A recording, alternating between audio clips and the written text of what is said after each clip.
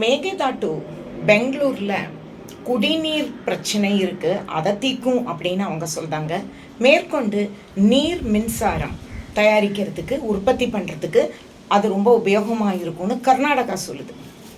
கீழ்நிலை மாநிலங்களுக்கு அது காவேரி மூலமாக கிடைக்கக்கூடிய தண்ணீர் கிடைக்கிற நேரம் அளவு இது பாதிக்கப்படும் மேகதாட்டு கட்டினா அப்படின்னு தமிழ்நாடு சொல்லுது. நாம் என்ன கேட்குறோன்னா, செழிப்பாக காவேரி ஓடினா 70% தண்ணீர் வீணாக கடலில் கலக்கிறது ஏன்?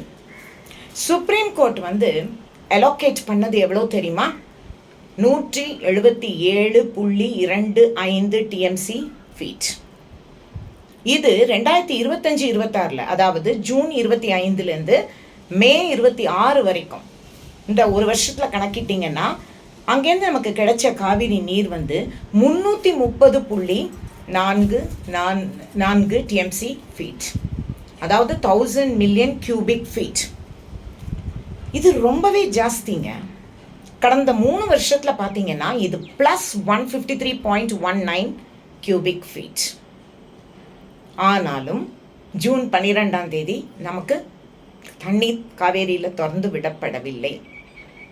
டெல்டா விவசாயி தண்ணீருக்காக கண்ணீரோடு காத்திருப்பது ஏன்? அதை யோசிங்க. விவசாயம் யோசிக்கணும், நம்மள மாதிரி ஆட்களும் யோசிக்கணும். நன்றி.